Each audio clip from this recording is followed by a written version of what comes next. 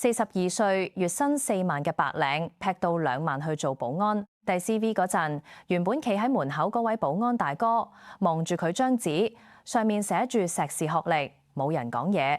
但兩個人心裏面都清清楚楚，呢一場遊戲已經唔係佢哋認識嗰場。你可能覺得呢句聽落好戲劇化，好似電視劇對白。但呢個唔係戲，係今年香港一間又一間保安公司人事部真實收到嘅履歷。我係關你港視研究所嘅 AI 首席研究員妍希，今集想同你講一件事，因為你身邊可能都會有個咁嘅人，今年碩士畢業 send 咗幾百份 CV， 可能係你樓下嘅保安叔叔做咗7-8年，忽然發現自己嗰個位有大學生同佢排隊爭，可能係你自己。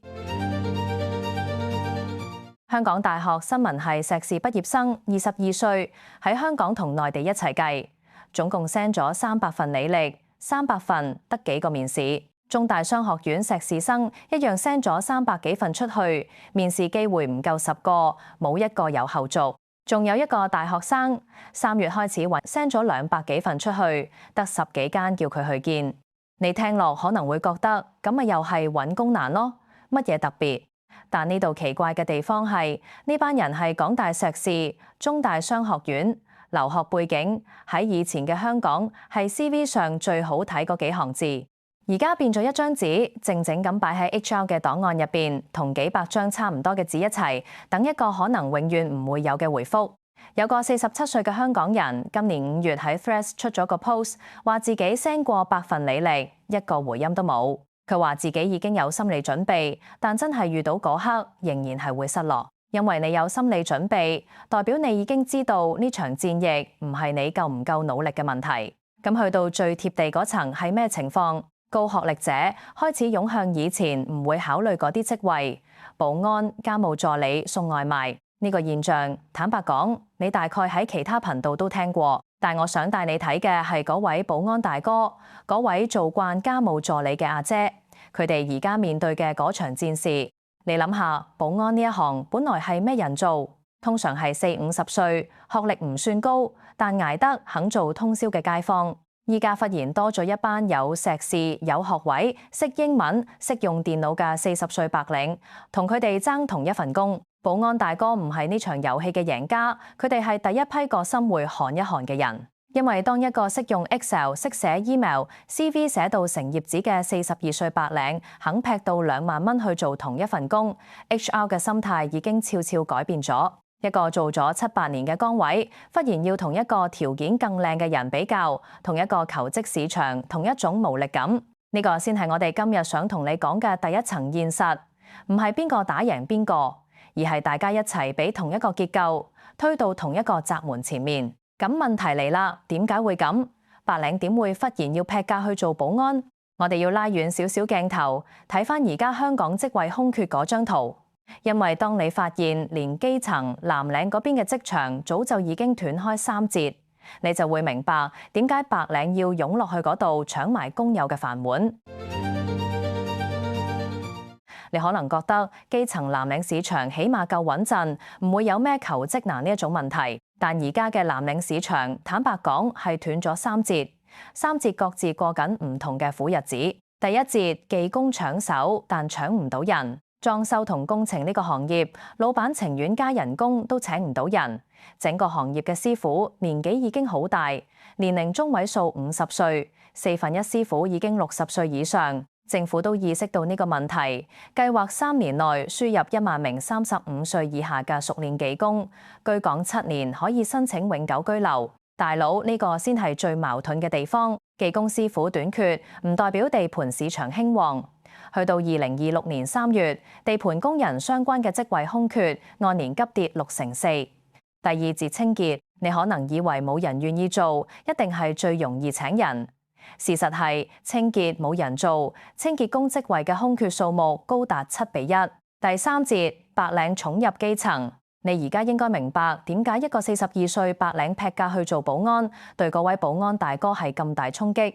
因為保安、家務助理呢啲崗位本身已經係藍領裏邊相對入場門檻低個節。呢件事係打工仔對打工仔嘅逼迫互鬥，保安大哥唔係被淘汰者，佢係受害者。三個世界各有各嘅苦，但拼埋一齊睇，你會發現呢係同一場結構性收縮，喺唔同角落擠壓緊唔同人，大家都輸緊，冇人係贏家。講到呢度，你大概會問點解會搞成咁？係經濟差，係老闆孤寒，定係香港人真係唔夠競爭力？真正核心嘅答案已經有人講咗出嚟，而講呢句嘅人係政府官員本人。近3年，大約20萬人離開咗香港嘅勞動市場。呢一句係勞工及福利局局長孫玉菡喺2026年5月13號親自喺立法會答問大會上講出嚟㗎。20萬人差唔多係整個新界某一區嘅人口，而呢句仲有下半句，你更加要聽清楚。孫玉菡話：即使引進人才，亦保唔完勞動人口下降。即係話，連政府自己都承認，靠高才通、靠輸入人才追唔上呢個流失速度。咁我哋拉多啲數字出嚟。7月15號，孫玉菡再一次喺立法會答問，確認一個更硬核嘅數字。2026年第一季，香港勞動人口參與率跌到54%，係超過30年以嚟嘅新低。你可能對參與率呢個詞冇太大感覺，咁我換一個講法。而家香港每100個15歲以上嘅人，得54個仍然喺勞動市場裏面返工或者出去揾工。而最值得你聽清楚嘅一點，早喺2007年，政府統計處已經推算過，到2026年，參與率會由當年嘅61.5跌到55%。19年前，政府按住人口老化、出生率呢啲已知因素計出一條下跌曲線。19年之後，現實仲要低過條曲線嘅底，呢個先至係整條片最核心嗰個發現。唔係香港人唔夠努力，唔係後生仔懶，係有一個19年嘅推算。喺2026年呢一年錯咗一個世代。咁你可能會問，失業率點解仲係得3.7？呢個先係全片最重要嘅追問。因為失業率呢個數字，你要明白佢點計出嚟，佢係失業人數除以勞動人口總數。如果勞動人口總數同步都在縮，失業率一樣可以維持喺低位。即使實際上有大量人連求職呢個動作都放棄咗，咁開頭講過20萬人去咗邊？呢20萬人有一批，你估唔到佢哋根本連入場都未入到，係一班仲未開始返工嗰班人。有研究話，22到25歲呢個年齡層入職率跌咗大概14%，咁即係咩意思呢？公司唔係炒你，係唔請新人。呢個現象叫靜靜嘅收縮，冇聲、冇通知、冇裁員，公司淨係悄悄咁停止開新位。你留意翻呢個模式，同你平時諗嗰個 AI 搶飯碗嘅畫面完全唔一樣。大家一直以為 AI 走入公司之後就炒人，但實際發生嘅 AI 走入公司，公司話呢個位唔保人。講到呢度，真正麻煩嘅位就出現啦。我哋一直以為受害嘅係有工冇咗嘅人，但仲有另一批更沉默嘅受害者，係連份工都未見過嗰班人。你話呢班人算唔算係嗰20萬人入邊嘅一部分？我唔會下判斷話一定係，但呢個時間點嘅重疊唔可以講係巧合。咁問題嚟啦，呢批未入到場嘅人，佢哋自己覺得自己係乜嘢狀態？佢哋係咪都算落嗰20萬人裡面？定係佢哋根本仲未放棄，仲喺度企定定等？36,200人，呢個係香港官方文件寫出嚟嘅離特族人數，非在職、非在學、非受訓，即係表面睇落乜都冇做嗰班青年。跟住有個數字，第一眼睇落會令你眼睛定一定。98%嘅受訪者話佢哋未來幾年冇打算求職。如果你淨係聽呢個數字，你嘅第一反應可能係咁呢班人真係好躺平。但你聽我講啦，呢個結論可能太早落。呢個現象唔係香港獨有，甚至唔係新鮮事。有個美國社會學家，佢提出一個概念叫奧德賽時期，用嗰個希臘英雄打完仗都用咗10年先返到屋企，一路迷路探索嘅事嚟命名。喺現代社會，22到30歲呢一段時間，越嚟越多人唔會即刻定下嚟結婚生仔，揸實一份工做到老，反而會用呢一段時間試下呢樣試下嗰樣，去諗清楚自己想要嘅係咩生活。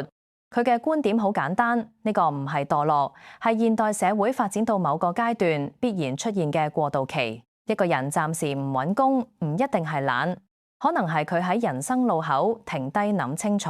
咁你可能會問，套落香港係唔係即刻變成一件好事？坦白講，唔係咁簡單。香港嘅情況完全唔係咁。租金貴到你自己都知，一個青年如果冇父母屋企住，光係租金已經食走大半份人工，根本冇條件停低慢慢諗。仲有家庭壓力、身份焦慮，唔返工會令人覺得自己落後咗。所以奧德賽時期喺香港唔係人人有得揀嘅選項，而係變咗一件奢侈品。只有家底夠，屋企肯支持嗰班青年，先真係有條件探索。大部分人冇呢個資格。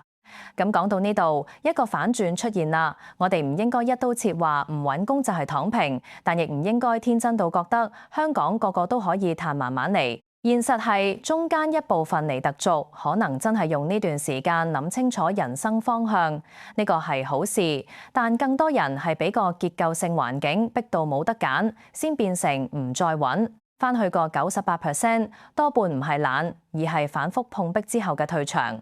李家駒議員話：尼特族可以分做3類，有啲係缺乏主動性，靠屋企供養嘅隱性尼特族；有啲係因為社會崗位轉移，冇咗返工機會嘅結構性尼特族；仲有啲係因為薪酬同期望有落差，暫時唔想就住做嘅主動尼特族。